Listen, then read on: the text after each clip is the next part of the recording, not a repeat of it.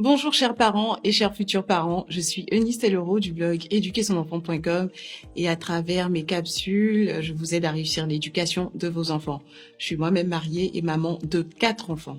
Dans cette capsule, nous allons parler de 6 principes à inculquer à nos enfants sur l'argent.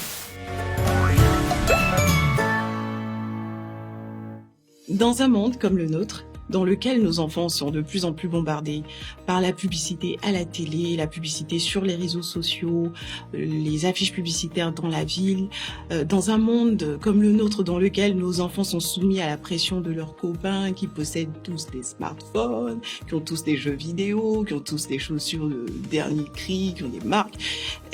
Dans ce monde-là, nous avons quand même besoin de communiquer à nos enfants certains repères et certaines valeurs pour qu'ils développent un rapport sain avec l'argent et les biens matériels. Cela va leur permettre demain de gérer correctement leurs finances. Comment faire l'éducation financière de ces enfants ? Lorsque nos enfants naissent, ils dépendent à 100% de nous. Et nous pourvoyons à leurs besoins. Ils peuvent recevoir occasionnellement des enveloppes de la part de tonton, de tata, qui vont directement entre nos mains et que nous gérons pour eux. Vers 6-7 ans, les enfants commencent à apprendre à calculer. Ils savent faire des additions, des soustractions et après ils apprennent les multiplications, les divisions.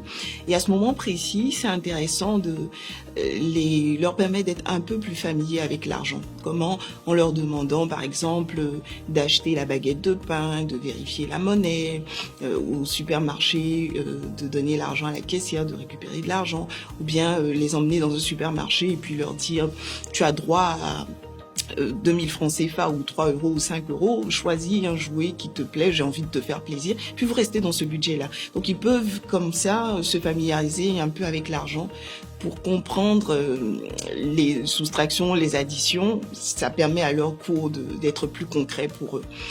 Vers l'âge de l'adolescence, vous pouvez décider de rendre vos enfants un peu plus autonomes en leur donnant régulièrement de l'argent de poche et en permettant à vos enfants de gérer leur argent de poche. L'argent de poche doit être correct, suffisant en fait pour s'adapter aux besoins de l'enfant, mais en même temps, il faut faire attention, même si vous êtes riche, il faut éviter de donner un peu trop d'argent de poche à vos enfants. Pourquoi ? Parce que l'argent favorise l'autonomie. Et si vous donnez trop d'argent de poche à vos enfants, vous leur donnez un peu trop de liberté. Vos enfants sont adolescents, mais ils ont quand même besoin de votre protection. Au passage, le fait de recevoir un peu trop d'argent de poche est un facteur qui favorise la consommation d'alcool et de drogue chez les adolescents. Fermons la parenthèse. Quand vous donnez de l'argent de poche à vos enfants, vous devez être clair envers vos enfants sur ce à quoi est destiné cet argent de poche. Est-ce qu'il doit l'utiliser pour son transport, pour ses goûters, pour s'acheter quelques vêtements ? Et votre enfant doit apprendre à gérer cet argent de poche-là. Si en cours de mois, il a mal géré, qu'il a tout dépensé, c'est pas conseillé de lui venir chaque fois en aide. Sinon, votre enfant ne comprendra pas que l'argent, c'est une ressource qui est limitée. Le principe numéro 1, c'est leur enseigner comment fonctionne l'argent. L'argent, il peut soit se gagner, se dépenser, se partager, s'épargner ou s'investir. Je reprends, gagner, dépenser, partager, épargner, ou investir. Et votre enfant doit savoir que l'argent ne sert pas juste à être dépensé. Il doit aussi avoir cette culture de partage et d'épargne. On va revenir dans la suite de la vidéo là-dessus. Deuxième principe à enseigner aux enfants, c'est le fait d'avoir un budget et de noter ses dépenses. Quand j'étais au lycée, ma mère, au collège aussi, ma mère me donnait de l'argent de poche, dans lequel il y avait l'argent de mon transport, là, il y avait aussi l'argent de la nourriture. Le fait d'avoir un budget, ça permet de savoir dans l'argent qui est reçu, combien est alloué au transport, combien est alloué au repas entre midi et 2, quelle est la marge qu'on a pour se faire plaisir ou pour partager, pour aider les autres. C'est important d'avoir cette discipline-là parce que plus tard, elle sera utile. Quand on est adulte et qu'on n'a pas de budget, qu'on ne sait pas gérer son argent, on est quand même quelque part en danger dans sa gestion financière.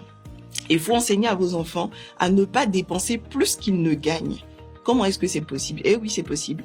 En prenant des crédits avec les autres. Il y a plusieurs enfants comme ça qui, à l'école, sont très endettés et les parents sont absolument pas au courant. Moi, je me souviens quand j'étais élève, il y a une fille en particulier qui avait cette réputation-là de prendre des crédits avec tout le monde et de ne jamais rembourser. Ses parents n'étaient pas forcément au courant. Donc, c'est important d'échanger avec vos enfants et de leur dire que c'est pas bien de dépenser plus qu'on ne gagne. Parce que si cette habitude suit votre enfant à l'âge adulte, il sera quelqu'un de très endetté. Troisième principe à enseigner à vos enfants, c'est de faire la différence entre ceux dont ils ont besoin et ceux dont ils ont envie. Il y a une différence entre une envie et un besoin. Un besoin, c'est quelque chose de nécessaire, de fondamental. Aller à l'école, avoir son transport pour aller à l'école, l'argent du transport, pour aller à l'école, c'est un besoin. Parce que si on n'a pas de quoi payer son transport, on ne pourra pas suivre ses cours. Avoir une PS3, une PS4, une PS5, c'est une envie. C'est important que vos enfants fassent cette différenciation-là. Pourquoi ? Parce que ça va les aider à vivre dans le contentement, à reconnaître que quelque part leurs besoins sont pourvus et que les autres choses qu'ils souhaitent avoir ou posséder correspondent à des envies, donc c'est du surplus. Bien entendu, je ne suis pas en train de dire qu'il faut être très très strict et pour voir qu'au besoin et ne jamais faire de petites gâteries à ses enfants, pas du tout, mais c'est important que vos enfants le sachent dans leur gestion financière. Ils doivent être heureux de savoir que leurs besoins sont pourvus. Ils doivent apprendre à résister à la publicité, à ne pas faire d'achats impulsifs, échanger avec eux et puis discuter. Tous ces principes-là, vous allez les retrouver sur une chaîne YouTube qui s'appelle Tchatching, excusez la prononciation. C'est une chaîne YouTube qui a conçu des dessins animés pour éduquer justement financièrement les enfants. Et dedans, vous allez donc retrouver tous ces principes-là. Vos enfants doivent apprendre à se contrôler face à leurs envies. Ils ont peut-être 10 000 francs d'argent de poche CFA. 10 000 francs CFA, ça correspond à 15 euros d'argent de poche. Quelqu'un vient, leur présente un produit qui coûte 10 000 francs, c'est le début du mois. Ils ont envie du coup de tout acheter. Non, il faut se fixer des montants seuils au-delà desquels on se donne quand même un délai de réflexion avant d'acheter. Est-ce que la dépense correspond à un besoin ou est-ce qu'elle correspond à une envie? Est-ce que si je fais cette dépense, je pourrais continuer à pourvoir à mes besoins le reste du temps qu'il me reste? Voilà donc des principes très importants à enseigner aux enfants. Le quatrième principe, c'est apprendre à vos enfants à donner, à partager. C'est important. Pour ne pas avoir demain des êtres qui sont avares, égocentriques, qui ne pensent qu'à eux. Non, c'est important. L'amour, c'est une valeur fondamentale au sein de la cellule familiale. On ne peut pas aimer sans donner. C'est vrai qu'on peut donner sans aimer, mais on ne peut pas aimer les autres sans donner. Et si vous souhaitez que vos enfants soient des êtres aimants, qui sachent donner, recevoir de l'amour, faut leur apprendre aussi à donner aux autres. Et en la matière, ils nous copient pas mal, hein, donc soyons nous-mêmes aussi des exemples, des modèles. On peut récupérer leurs jouets et puis les offrir à des enfants qui sont avec eux, bien sûr, avec leur accord, les offrir à des enfants qui sont moins âgés. Ils peuvent, avec leur argent de poche, aider quelques amis qui traversent quelques difficultés, ou à leurs anniversaires, pourquoi pas, penser à leur offrir des cadeaux. Ça, c'est une très, très grande qualité, la générosité. Cinquièmement, c'est important d'apprendre aussi à nos enfants l'épargne, apprendre à mettre de côté un certain montant tous les mois, soit pour un projet, soit pour se constituer une cagnotte qui pourra être très utile en cas de besoin. Et je me souviens quand j'étais étudiante en France, quand je devais partir, ma mère m'avait vraiment sensibilisée sur l'épargne. J'étais boursière de l'État de Côte d'Ivoire. Elle me disait, il faut que tu épargnes, que tu épargnes, que tu épargnes.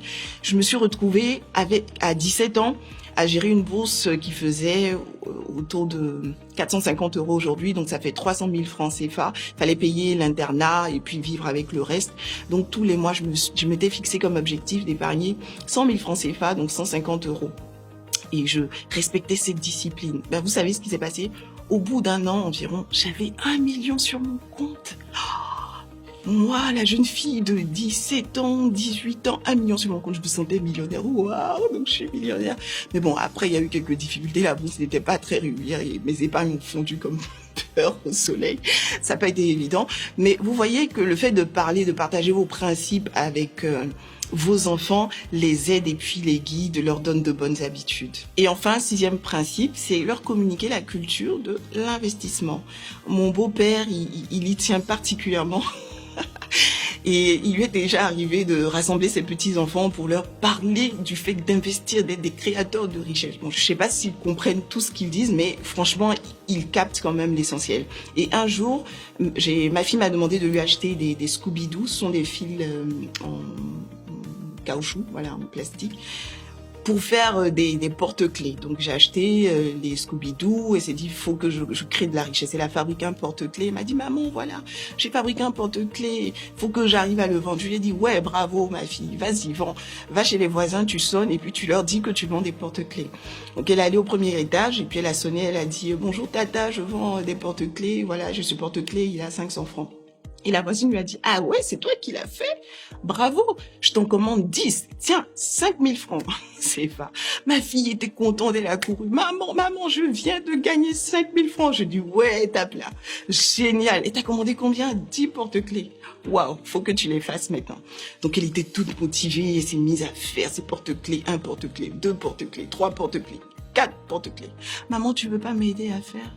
Je lui dis, non, ma chérie, c'est toi qui as eu le bon de commande. Tu te débrouilles pour livrer le marché.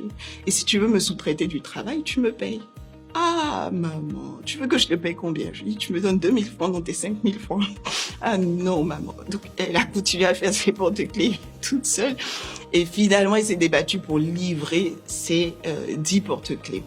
Voilà comment on peut, par des exercices tout simples, apprendre à nos enfants à investir. Je n'ai pas dit de faire travailler nos enfants. Je parle pas du travail des enfants. Il y a une nette différence. Je lis ici, le travail des enfants est la participation de personnes mineures à des activités à finalité économique et s'apparentant plus ou moins fortement à l'exercice d'une profession par un adulte.